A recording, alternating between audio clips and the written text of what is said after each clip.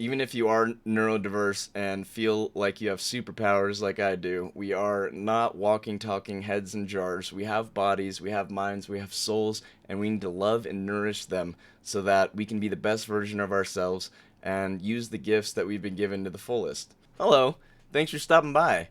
I'm Ryan, the founder of Art is My Weapon, and I'm autistic. And today I'm going to be doing an educational video on autistic meltdowns, my experience with them, and what advice and what I can speak to on autistic and ADHD meltdowns.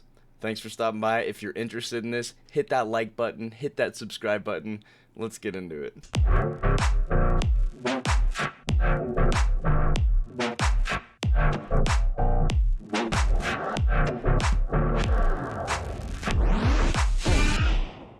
So, what is an autistic meltdown? An autistic meltdown is a physiological and mental reaction to an uncontrollable situation. So, it's a cascade of chemicals, really. It triggers a fight, flight, or freeze response. Everyone has a limit or a threshold for sensory input. Lights, sounds, smells, textures of clothing, which is why I always wear very soft clothing and I have the tags removed, for example. But all of these little sensory inputs, those of us with sensory overload issues, every little thing adds up and can lead to a meltdown. There's a huge difference between throwing a temper tantrum and having a meltdown. A temper tantrum is goal oriented and you have an objective, an ulterior motive, and you're using logic actually. You're being manipulative and using emotions and trying to get something. There's a goal. A meltdown, on the other hand, is the complete opposite. With the temper tantrum, it can be beneficial to employ or deploy logic to someone to try and get them out of that situation.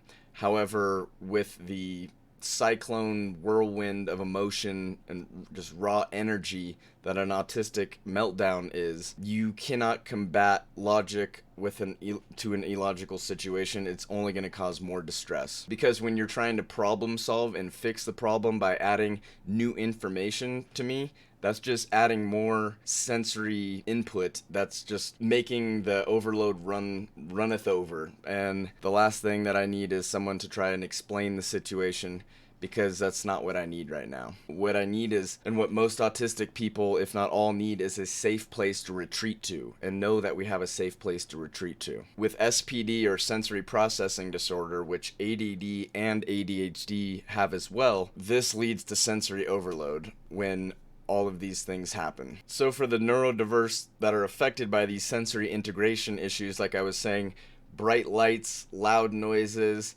crowded areas, unknown X factors, scratchy, itchy clothing, all of these things can be mitigated.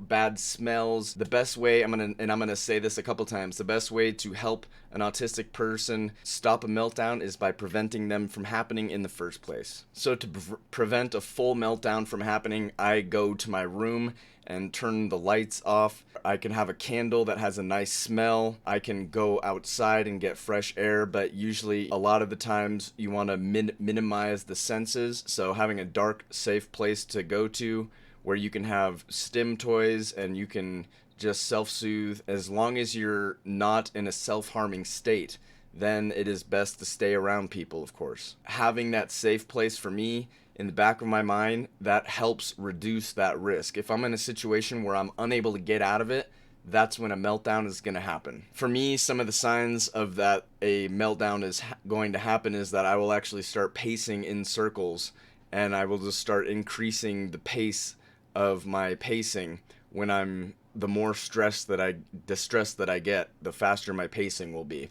And I think that's just like a subconscious way for me to tell someone that I need help, and I actually at this point do want to talk to someone. That is one of my ways of reaching out. So I am outwardly conveying my distress in hopes of being saved from having a meltdown. But just like everyone has a limit, when I have to endure this pain for longer than I can bear, then meltdown happens.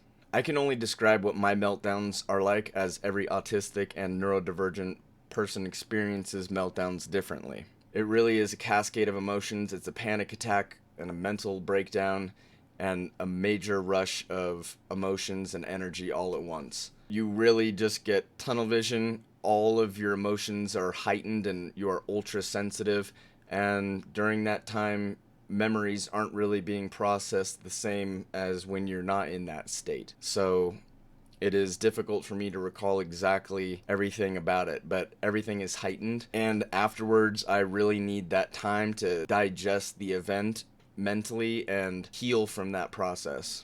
After my meltdowns, I'm completely drained of all of my emotional energy, and this is the time for rebuilding, growth, and healing. Just like when you sleep at night, your body heals from all that. So that's what post meltdown is very important, to have that space to heal and for your brain to make those connections and to grow from it. But I do think I can safely say that every autistic person will need time post meltdown to recharge their batteries. So if you or someone that you know that is autistic, ADD, or ADHD is having more meltdowns than usual, maybe they're putting more on their schedule than they should be fitting. If that is the case, it's very important for myself to have unstructured time, no masking, no thinking or stressing about anything, not even learning, in the traditional ways where I like listening to podcasts and educational documentaries and whatnot. Just nothing, just being,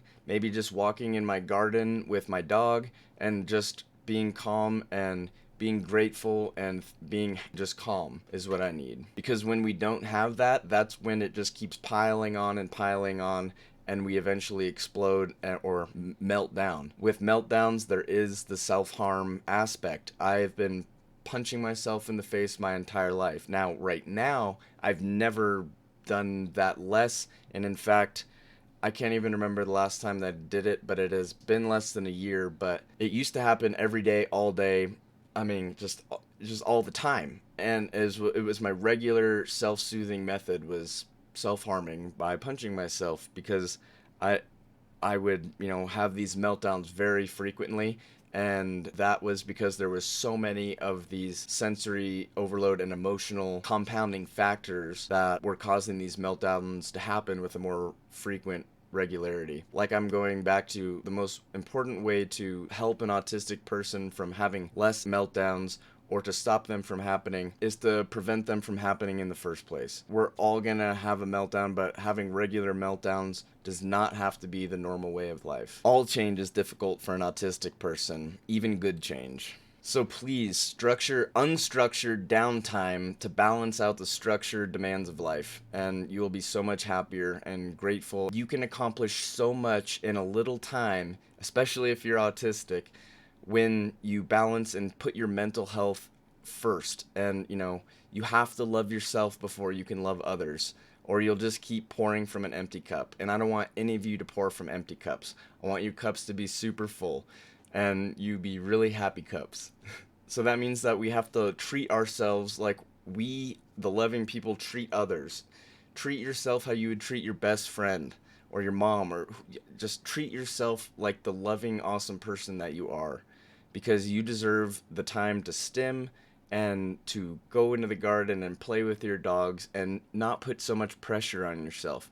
At the end of the day, the race is only against yourself. And the only thing that matters is the love and connection that you made with others, and growing along with others and sharing positivity with others. So love yourself and get yourself color changing light. I have mine set to this nice red color at 5 o'clock, 6 o'clock when the nighttime, so that it calms me down.